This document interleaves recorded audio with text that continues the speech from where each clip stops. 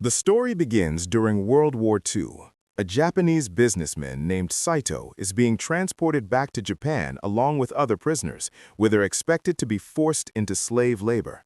Unlike the others, Saito is kept isolated, far away from everyone else. Soon, two guards drag him to the ship's commanding officer. The commander stares at Saito with pure hatred and tells him that betraying your own country is unforgivable. Death, he says, would actually be too easy for someone like him. That's when another prisoner is brought in, Bronson, a British soldier. He carries a deep hatred for the Japanese. Seeing an opportunity, the commander comes up with a cruel plan. For however long they live, these two enemies will remain chained together. The guards lock their legs together. Bronson begs them to kill him instead, anything but being chained to a Japanese man. No one listens. It feels like this nightmare is their fate. But this is where things change. The ship suddenly comes under enemy attack. Chaos erupts. Prisoners revolt. Soldiers scramble. And in the middle of it all, Bronson and Saito fight back and manage to escape their captors. A submarine approaches and fires a missile at the ship. Soon, only the commanding officer and the two prisoners remain alive inside. The officer pulls out his gun, ready to execute them. But before he can fire, Bronson grabs Saito and jumps into the ocean with him, just seconds before the ship explodes. Hours later, Bronson drags the unconscious Saito onto a deserted island. As soon as they reach land, Bronson collapses. The next morning, Saito wakes up, hoping everything was just a bad dream. But then he sees the chain still locked to his leg. Reality hits hard. Bronson is still unconscious. Nearby, a soldier's body has washed ashore. Saito takes the man's gun and considers shooting Bronson to free himself. But suddenly, Bronson wakes up and attacks him. A brutal fight breaks out on the beach, and then they hear a terrifying scream coming from the water. Bronson tries to shove Saito into the sea, but Saito's injured leg starts bleeding, and that smell attracts something unknown. Out of the water comes a creature, fast, violent, with razor-sharp claws. It grabs Bronson and attacks him. Saito raises the gun. He aims at Bronson, but instead he shoots the creature.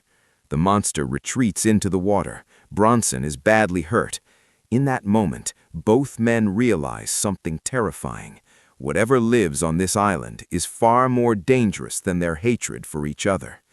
They make a silent agreement to survive together. As they move inland, Bronson tries to ask what that thing was. They don't speak the same language, so Saito pretends not to understand.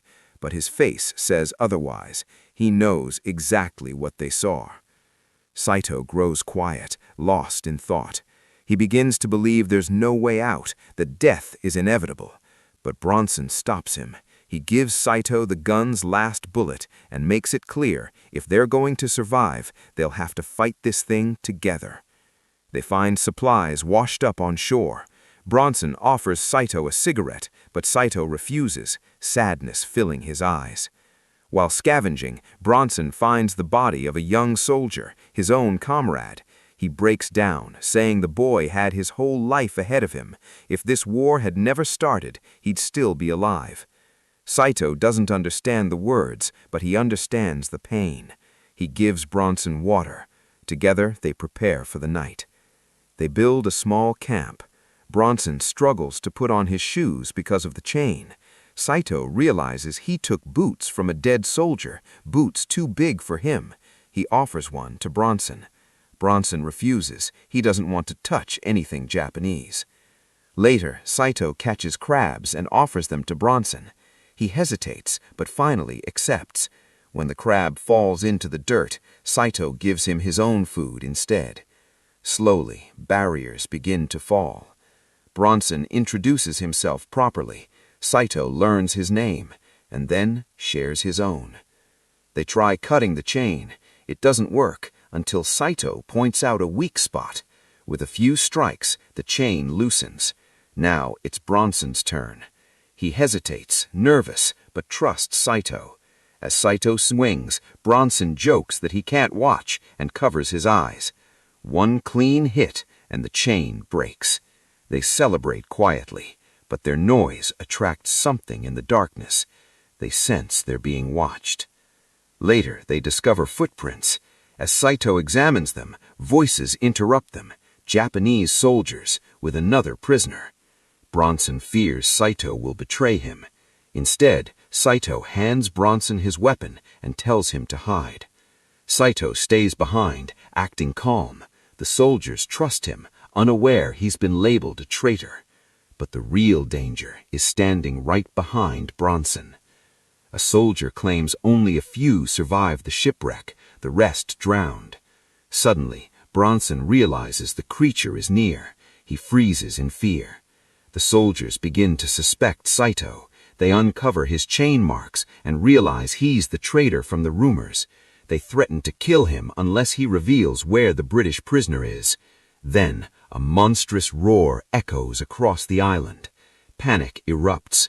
One soldier is sent to investigate. He unknowingly walks straight into the creature's lair. The monster ambushes him, snapping his arm and killing him brutally. Blaming Saito, another soldier attacks, but Bronson kills him first. The creature returns, slaughtering everyone else. Saito and Bronson flee into the jungle. The creature chases them. Bronson stumbles. His final bullet misses. The monster grabs him, ready to kill. At the last second, Saito returns and attacks, saving Bronson. They escape, but fall down a steep slope, badly injured. The next day, both are barely alive. They get separated. From the jungle, a horrifying scream echoes again. Saito finds a dead monster's head and realizes something important. These creatures can be killed. New hope ignites. Both men independently discover a crashed plane. Inside, Bronson finds supplies, and then a bomb. An idea forms. Eventually, the two reunite. Saito leads Bronson to a cave, where they discover the truth. A female creature, guarding eggs. Saito warns him, females protecting their young are far more dangerous, but Bronson insists, either the creatures die or they do. They decide to bring the bomb into the cave. The plan is risky. The bomb is unstable. Saito volunteers to stay behind and trigger it. But before they can act, the creature attacks. A brutal final battle erupts. Saito wounds the monster. Bronson tries to fix the bomb. The creature nearly kills them both until Saito shoots it in the eye. The eggs explode. The enraged female attacks. Bronson, badly wounded, gives Saito his belongings and tells him to run. The female approaches Bronson. Bronson triggers the bomb. It doesn't explode. Then he remembers Saito's words and fixes it. A massive explosion rocks the island. Saito watches from afar, believing his friend is dead. But the creature is still alive. One final chase leads to the beach. Exhausted, Saito kneels, then stands up to fight.